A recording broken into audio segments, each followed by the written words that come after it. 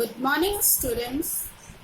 आज हम लोग कबीर दास जी के रचना जो है कबीर ग्रंथावली से जो पदावली शीर्षक के अंतर्गत जो पद दिए गए हैं उसका हम लोग आगे अध्ययन करेंगे।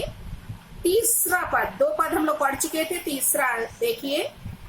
पंडित बाद बदंती झूठा, राम कहेया दुनिया गति पावे, खांड कहेया मुख मीठा, पावक कहेया पाँव चे दांचे, जल कही तृषा बुझाई, भोजन कहेया भूषी जे भाजै, तो सब कोई तिरी जाई, नर के साथ सुआ हरि बोले, हरि प्रताप न जाने, जो कबहू उड़ी जाई जंगल में, बहुरी न सुरते आणे, सांची प्रीति विषय माया सु, हरि भक्तनी सुहासी, कहे कबीर प्रेम नहीं उपजेयो, बांधियो जमपुरी जासी। कठिन शब्दों का पहले हम लोग अर्थ देखेंगे। बाद, बाद मतलब होता है बात या मत, और बदंती मतलब होता है कहना। गति, गति मतलब मोक्ष या सदगति। खंड, ये एक प्रकार की मिठाई होती है। और बच्चों दाछे, दाछे मतलब होता है जलना। और तृषा मतलब प्यास। भूषी मतलब भूख है। और सुवा मतलब तोता। सुरते, सुरते मतलब स्मरण करना या याद करना। विषय, विषय यहाँ विषय से या सांसारिकता से इसका अर्थ लिया गया है। जमपुरी यानी यमपुरी। अब हम लोग इसका प्रसंग देखेंगे। इसमें बच्चों कबीर दास जी ने प्रस्तुत पद में बताया है कि जन्म मृत्यु के आवागमन से मुक्ति पाने के लिए ज्ञान के शब्दों के उच्चारण मात्र से ही काम नहीं चलता। मतलब उनका कहने का अर्थ ये है कि यदि हम ज्ञान के शब्द बस मुख से निकालें तो हमें मोक्ष की प्राप्ति नहीं होगी। मतलब कि केवल राम राम मुख से निकालना, ईश्वर का हरि हरि नाम लेना, केवल नाम मात्र से ही हमें क्या होने वाला है, मोक्ष की प्राप्ति नहीं होने वाली है। बल्कि उसके लिए हमें क्या करना है, सच्चे मन से प्रभु का नाम स्मरण करना है। देखिए, पंडित बाद, पंडित यानी जो ज्ञानी पुरुष है, जो विद्वान है, वो बात बदंती झूठा, वो झूठ उनका कहना जो है, बदंती मतलब कहना, उनका बात कहना, ज्ञानी पुरुष का बात कहना क्या है, झूठ है। ऐसा क्या, कौन कह रहा है? कबीर दास जी कह रहे हैं। राम कहिया दुनिया गति पावे, कि ईश्वर का, राम का नाम कहने मात्र से ही दुनिया जो है मोक्ष को प्राप्त, मोक्ष की प्राप्ति हो जाती है। ऐसा कहना क्या है, झूठ है। और क्यों झूठ है? क्योंकि खांड कहेया मुख मीठा, क्योंकि खांड जो कि एक प्रकार की मिठाई है, उसको कहने मात्र से ही मुख जो है मीठा नहीं हो जाता है। नाम लेते ही क्या है, मुख को मीठा हो जाना चाहिए, लेकिन वो मुख मीठा नहीं होता है। तो इसलिए जो है राम का नाम लेने से ही मोक्ष की प्राप्ति नहीं होती। ये बात वो सिद्ध करना चाह रहे हैं। यहाँ वो कहना चाह रहे हैं कि यदि ऐसा होता तो राम का नाम, राम के नाम का मुख से उच्चारण करने के साथ ही व्यक्ति को क्या हो जाता, परम पद अर्थात मोक्ष प्राप्त हो जाना चाहिए। आगे कह रहे हैं पावक कहया पाँव जे दाझे। और पावक कहने, पावक मतलब आग, अग्नि जो है, अग्नि कहने मात्र से ही क्या हो जाना चाहिए, पाँव, पाँव यानी पैर, पैर जल जाना चाहिए। जल कही तृषा बुझाई, और जल कहते ही जो तृषा है, जो प्यास है, वो क्या हो जानी चाहिए, बुझ जानी चाहिए। भोजन कहया भूषी जे भाजे, और भोजन कहते ही जो भूख है, भूषी यानी जो भूख है, वो क्या भाग जानी चाहिए, यानी भूख मिट जानी चाहिए। तो सब कोई तिरी जाई। इस प्रकार नाम मात्र का उच्चारण करने से ही संसार के प्रत्येक प्राणी को क्या हो जाना, तिरी जाई, अर्थात तर करके भव सागर से तर करके मोक्ष को प्राप्त हो जाना चाहिए। लेकिन ये ऐसा होता नहीं है, इसलिए हमें क्या करना है, ईश्वर का भजन, ईश्वर का भक्ति साधना जो है पूरे सच्चे मन से करने की आवश्यकता है। यदि ऐसा होता तो लोगों का क्या हो जाता, ठंड कहने से मुख मीठा हो जाता पाँव, और अग्नि कहने से पैर जल जाना चाहिए, और जल कहने से प्यास बुझ जानी चाहिए, और भोजन कहने से क्या है, भूख मिट जानी चाहिए, और सब लोगों को भव सागर से तिरी जाए यानी तर कर मोक्ष प्राप्त कर लेना चाहिए। लेकिन ऐसा नहीं होता, इसलिए यहाँ पे इन्होंने सिद्ध किया। नर के साथ सुआ हरि बोले, वो क्या कह रहे हैं कि नर यानी मनुष्य के साथ जो सुआ है, जो तोता है, वो भी क्या है, हरि शब्द का उच्चारण करता है। हरि अर्थात ईश्वर का नाम वो लेता है। आप सब जानते हैं कि तोते को जो भी सिखला दो वो वैसा ही बोलता है। यदि आप राम राम सिखा देंगे तो वो आपको राम राम बोलता है, जबकि वो पिंजड़े में क्या है, बंद पालतू तोता है और वो ईश्वर का नाम पुकारता है। हरि प्रताप न जाने, किंतु वह ईश्वर के प्रताप को, उसकी महिमा को वो नहीं जानता है। ना जाने मतलब उसके प्रताप को वो नहीं जानता है, ईश्वर की महिमा को वो नहीं जानता है। जो कबहू उड़ी जाई जंगल में, हाँ यदि वो पिंजड़े से उसे बाहर निकलने का मौका मिल जाए तो वो क्या हो जाएगा, उड़ करके जंगल में चला जाता है। बहुरी न सुरते आए, और फिर उसको बाद में उसका स्मरण, उसे राम के नाम का सुरते यानी स्मरण फिर नहीं आता है। साची प्रीति विषय मायासु, आगे वो क्या कह रहे हैं कि सच्ची प्रीति जो है वो ईश्वर से, जो सच्ची प्रीति है वो विषय मायासु।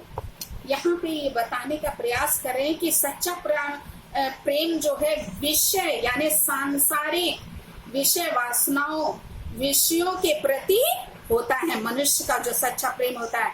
हरि भक्तनी सुहासी, और हरि के भक्त जो हैं वो क्या करते हैं, हासी यानी वो उनको भक्तों पर क्या आती है, हंसी आती है। मुझे ये आगे कह रहे हैं कि कबीर कहते हैं कि मुझे भगवान के उन भक्तों पर हंसी आती है जो पिंजड़े में बंद तोते की भांति केवल राम का नाम का उच्चारण करते हैं। और क्या है, उनको सच्चा प्रेम किससे रहता है, सांसारिक वासनाओं से, सांसारिक विषयों के प्रति होता है, इसलिए उनको हरि के भक्तों के ऊपर हंसी आती। कहीं कबीर प्रेम नहीं उपजे, हाँ यहाँ पे क्या कह रहे हैं कबीरदास जी कि जिस व्यक्ति के मन में प्रभु के प्रति सच्चा प्रेम उपजे, मतलब नहीं उपजे, नहीं उत्पन्न होता है, सच्चा प्रेम नहीं उत्पन्न होता है। बधियो जमपुरी जासी, वो क्या होता है, साधारण मनुष्य की भांति जो है जन्म मरण के बंधनों में बंद करके कहाँ जाता है? जमपुरी यानी यमलोक को जाता है, और वो क्या होता है? नरक को भोगता है। इस प्रकार केवल प्रभु के नाम का उच्चारण मात्र करने से व्यक्ति को मोक्ष की प्राप्ति नहीं होती है। इसको यहाँ पे इन्होंने समझाने का प्रयास किया है कि हमें केवल ईश्वर का नाम ही जाप नहीं करना है, बल्कि भक्ति जो है, जो साधना है, जो ईश्वर भक्ति है, वो पूरे मन से करने की आवश्यकता है। तभी हम क्या होंगे? मोक्ष को प्राप्त करने पाएंगे। नहीं तो हम जन्म मरण के चक्र में क्या है? हमेशा बंधे रहेंगे, उसमें बार बार जन्म लेंगे, बार बार मृत्यु प्राप्त होंगे। यहाँ बच्चों इससे का कागज सौंदर्य लिखिएगा कि भाषा क्या है?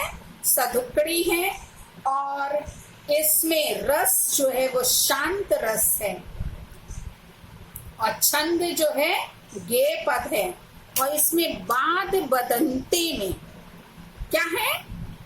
अनुप्रास अलंकार का प्रयोग हुआ है, क्योंकि बावर्ण की आवृत्ति हुई है यहाँ पे।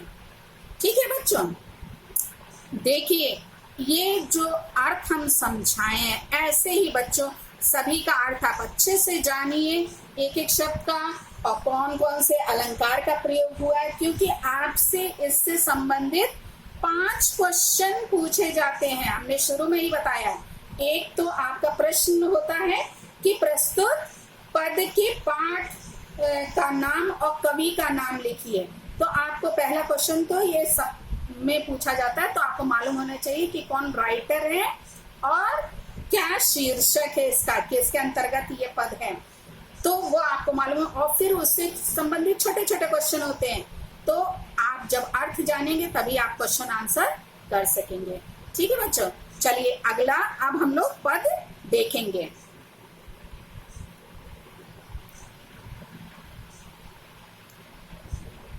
हम ना मरे मरी है संसारा, हमको मिलिया जियावन हारा। हम ना मरो मरने मन माना, ते मुए जिन्हें राम न जाना। साकत मरे संत जन जीवे, भरी भरी राम रसायन पीवे।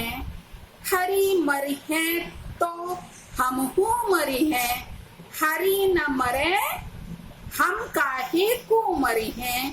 कहे कबीर मन मन ही मिलावा, अमर भय सुख सागर पावा। इसका हम लोग सबसे पहले बच्चों शब्द अर्थ देखेंगे, कठिन शब्दों का अर्थ। पहला बच्चों शब्द है मरिहे। मरिहे मतलब होता है मर जाएगा। मरिहे मतलब मर जाएगा। कु मतलब को, कु मतलब होता है को, और जियावन हारा मतलब जीवन दाता। जियावन हारा मतलब जीवन दाता। फिर है बच्चों साकत। साकत मतलब होता है शक्ति या शक्ति के जो उपासक होते हैं, शक्ति की उपासना जो करते हैं उनको बोलते हैं साकत। और फिर रसायन। रसायन मतलब होता है औषध। अब हम लोग इसका अर्थ देखेंगे। देखिए बच्चों, इसका सबसे पहले प्रसंग देख लिया जाए। इसमें जो महात्मा कबीर जी हैं, उनका विचार है कि परम ब्रह्म के, ब्रह्म से मन लगाने पर जो जीव जो है, जो जीवात्मा है, उसको अमरत्व की प्राप्ति हो जाती है। यदि वो ईश्वर से उसका मिलाप हो जाता है तो क्या हो जाता है? उसको अमरत्व अर्थात मोक्ष की प्राप्ति हो जाती। इसमें ये कह रहे हैं हमको ना मरे मरिए संसारा। कबीरदास जी का कथन है कि ये संसार जो है भले ही समाप्त हो जाए, ठीक है, मर जाए पूरा संसार, लेकिन हम नहीं, परंतु मैं नहीं मरूंगा। क्यों नहीं मरेंगे? ये देखिए, आगे वाली लाइन में बता रहे हैं, हमको मिलिया जियावन हारा। हाँ, हमें जीवन दाता परमात्मा की क्योंकि क्या हो गई है, कृपा प्राप्त हो गई है। किसकी कृपा प्राप्त हो गई है? जियावन हारा मतलब जीवन दाता, जो जीवन को देने वाले हैं, परमात्मा जो है, उनकी मुझको क्या है, कृपा प्राप्त हो गई है, इसलिए हम नहीं मृत्यु को प्राप्त होंगे। अब ना मरो, मरने मन माना। आगे कह रहे हैं, अब मैं नहीं मरूंगा क्योंकि मेरे मन ने किसको जान लिया है, मृत्यु को जान लिया है। ते मुए जिन्हें राम न जाना, वे ही लोग मरेंगे जिन्होंने राम को अर्थात ईश्वर को जो नहीं पहचाना है, जिन्होंने परम कृपालु राम को नहीं पहचाना है, वो ही क्या होंगे, मृत्यु को प्राप्त होंगे। साकत मरे, शक्ति के उपासक जो हैं वो मर जाते हैं। संत जन जीवे, किंतु जो संत लोग हैं, जो साधु सन्यासी हैं, वो क्या है, जो परम तत्व को जानने वाले हैं, वो सब क्या है, सदैव जीवित रहते हैं। भरी भरी राम रसायन पीवे, क्योंकि ये संत जन जो हैं उन्होंने भर भर करके है पात्र को, संत जन भर भर के राम रसायन का उन्होंने पान वो करते रहते हैं। मतलब कि वो ईश्वर भक्ति में सदैव निरंतर लगे रहते हैं, इसलिए वो सब क्या होंगे, जीवित रहेंगे। हरि मरिए तो हमहु मरिए, वो क्या कह रहे हैं, यदि हरि अर्थात ईश्वर या परमात्मा क्या होंगे, या भगवान यदि मृत्यु को प्राप्त होंगे तो मैं मरूंगा। और आप सब जानते हैं कि भगवान नहीं मरता है, क्योंकि वह तो क्या है, अमर है। और जब वो क्या है, मृत्यु को प्राप्त नहीं होते हैं, तो मैं क्यों मरूंगा। लिखा है, हरि न मरे हम काहे को मरिए। जब हरि ही अर्थात ईश्वर ही मृत्यु को प्राप्त नहीं होंगे, तो हम क्यों मृत्यु को प्राप्त होंगे। मतलब कि मैं क्यों मरूंगा, जब क्या है, भगवान ही नहीं मरता, तो मैं क्यों मरूंगा। लिखा है आगे, कही कबीर मन मन ही मिलावा, अमर भय सुख सागर पावा। आगे ये कह रहे हैं कि मैंने अपने मन को क्या किया है, मन ही मिलावा, अपने मन को परमात्मा के मन से मिला दिया है? ये के साथ मिलकर ये जो है यहाँ पे बताने का प्रयास इन्होंने किया है कि मैंने अपने मन को परमात्मा के मन से मिला दिया, अर्थात आत्मा जो हमारी क्या हो गई है, वो परमात्मा में लीन हो गई है। इसलिए मैं अमर भय, हाँ, इसलिए मैंने अमर होकर सुख सागर पावा, सुख रूपी सागर को प्राप्त कर लिया है। यहाँ ये बताने का प्रयास कर रहे हैं कि जब आत्मा जो है परमात्मा में लीन हो गई है, तो वो आनंद स्वरूप हो गई है, स्वयं आनंद स्वरूप हो गई है, अर्थात वो सुख रूपी सागर को उसने प्राप्त कर लिया है। ठीक है बच्चों, तो ये रहा इस पद की व्याख्या। अब इसका हम लोग काव्यगत सौंदर्य जानेंगे। इसमें बच्चों आप लोग भाषा लिखेगा, सदुक्कड़ी है इनकी भाषा। अलंकार, इसमें भी आप अनुप्रास लिखिए, क्योंकि हम देखेंगे, देखिए माँ वर्ण की आवृत्ति हुई है, माँ वर्ण की कितने ढेर जगह आवृत्ति हुई है। देखिए, तो जहाँ पे समान वर्णों की आवृत्ति होती, वहां क्या होता है, अनुप्रास अलंकार होता है, इसलिए हम लोग इसमें अनुप्रास अलंकार लिखेंगे। रस जो है शांत है, और छंद जो है गे पद है। अब हम लोग आगे के पद का लास्ट पद जो है 5वां, उसका अध्ययन करें। काहिर नलनी तू कुंभिलानी, तेरे ही नाली सरोवर पानी, जल में उत्पत्ति जल में बास, जल में नलनी तोर निवास, ना तली तपती ना ऊपरी आगी, तोर हेतु कहू कासनी लागी, कहे कबीर जे उदिक समान, तीन नहीं मुए हमारे जान।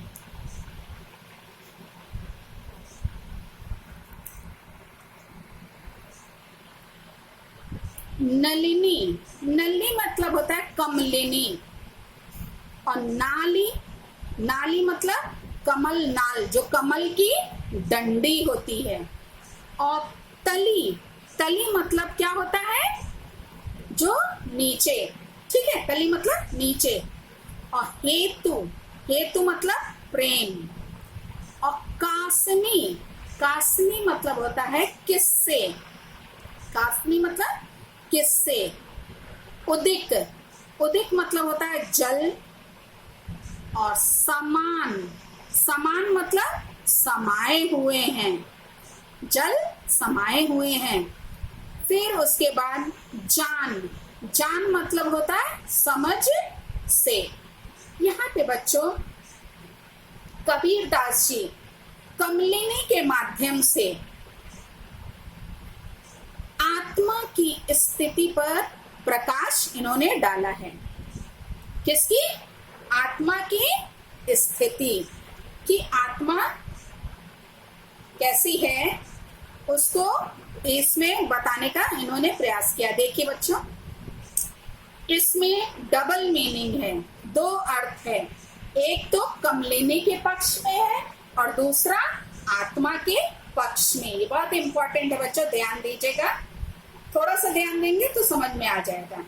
काहे रे नलनी तू कुंभलानी, यहाँ कबीर दास जी कहते हैं कि हे कमलिनी, तू क्यों कुंभला रही है, मतलब क्यों तू मुरझा रही है।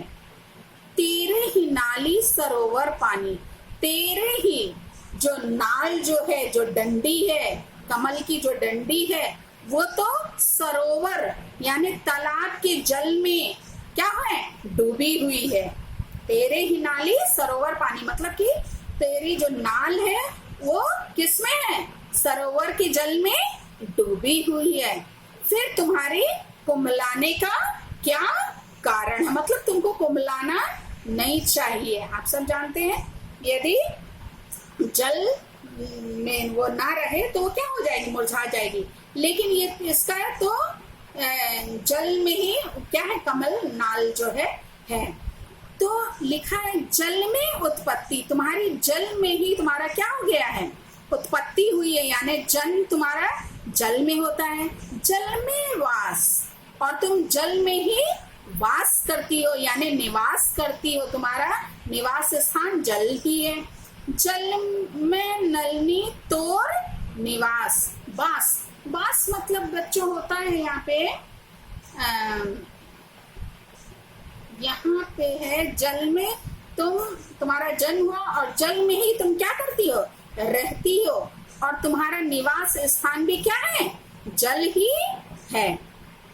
ना तली तपती, हाँ तुम्हारा नीचे का भाग भी क्या है, वो तपता नहीं है, क्योंकि जल होने से वो क्या होता है, शीतल रहता है।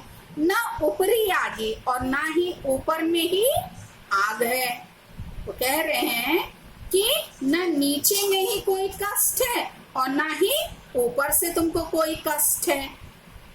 तोर हेतु कहू कासनी लागी, फिर तुम्हारा हेतु, हेतु मतलब प्रेम, कासनी मतलब किससे, तुम्हारा प्रेम किससे हो गया है जिसके कारण तुम क्या हो, मुरझा रही हो। तुम्हारे कष्ट का क्या कारण है, तुम्हारे मुरझाने का कारण खोज लेते हैं और पूछते हैं कि कहो तुम्हारा किससे प्रेम हो गया है।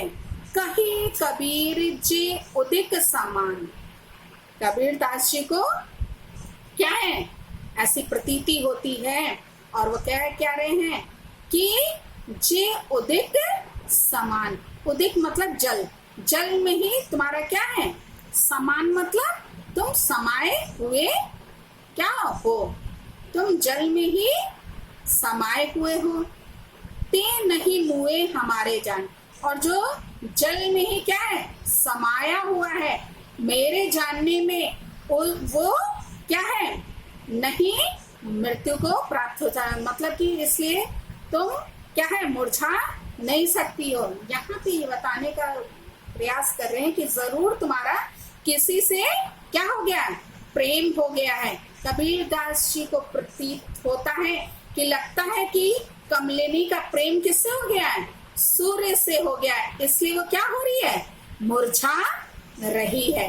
यहाँ पे ये बताने का प्रयास कर रहे हैं। देखिए बच्चों, इसमें जो कबीरदास जी हैं वो बताना चाह रहे हैं कि यदि आत्मा जो है वो परमात्मा में विलीन हो जाएगी तो उसकी मृत्यु उसको कभी नहीं होगी, वो भी क्या हो जाएगी, अमर हो जाती है। तो यहाँ ये बताने का प्रयास करें कि तुम्हारा जल में ही जब क्या है, उत्पत्ति है, जल में ही वास है और जल में ही तुम्हारा निवास स्थान है, तो तुम्हें कष्ट नहीं होना चाहिए। यहाँ पे तुम्हारे कष्ट होने का क्या कारण है? तो वही ये करें, जरूर है कि तुम्हारा प्रेम किससे हो गया है, सूर्य से हो गया, इसलिए तुम क्या हो रही हो, मुरझा रही हो। अब देखिए आत्मा के पक्ष में यहाँ पे इन्होंने क्या समझाने का प्रयास किया है। यहाँ पे कबीरदास जी कहते हैं कि हे आत्मा, तू क्यों दुखी हो रही है, तेरा मूल तो क्या है, परमात्मा है। आत्मा कहाँ से निकली है, परमात्मा में से ही निकलती है, और फिर वो परमात्मा में ही क्या हो जाती है, विलीन हो जाती है। तो यहाँ पे परमात्मा से तेरा जन्म हुआ है और तू उसी में स्थित है, और मृत्यु के पश्चात तुझे उसी में क्या हो जाना है, विलीन भी हो जाना है। फिर तेरे कष्ट का क्या कारण है? दूसरी बात यह है कि ना तो तुझे कोई सांसारिक कष्ट है और ना ही दैविक कष्ट है, मतलब कि दैहिक और दैविक जितने भी कष्ट होते हैं वे शरीर को ही होते हैं, आत्मा को नहीं होते हैं। जो भी कष्ट है सांसारिक रूप से जो कष्ट हमें प्राप्त होता है वो क्या है, शरीर को कष्ट पहुंचाता है, शरीर को रोग युक्त करता है, लेकिन आत्मा को वो नहीं करता है। तो वही लिखा है, फिर कहो कि तुम्हारे कष्ट का क्या कारण है। यहाँ पे कबीरदास जी पूछते हैं कि परमात्मा को छोड़कर शायद तुम्हारा प्रेम किसी अन्य से हो गया है, इसलिए लगता है कि तुम्हारा सांसारिक विषयों से, मतलब कि सांसारिक जो प्रलोभन है, ठीक है, जो मतलब संसार से तुम्हारा लगाव हो गया, उससे प्रेम हो गया, उसके कारण तुम क्या हो, दुखी हो। अंत में कबीर कहते हैं कि हे आत्मा, तुम स्वयं परमात्मा रूप हो, और जो परमात्मा रूप होते हैं वो क्या होते हैं, वे कभी नहीं मरते, अर्थात प्रभु में होकर अमर हो जाते हैं, इसलिए तुम्हें दुखी नहीं होना चाहिए। यहाँ स्पष्ट किया है कि मनुष्य को, जीवात्मा को दुखी होने की आवश्यकता नहीं है, क्योंकि वो ईश्वर से निकली है और फिर ईश्वर में ही वो ईश्वर में हो जाती है, तो उसे दुखी होना नहीं चाहिए।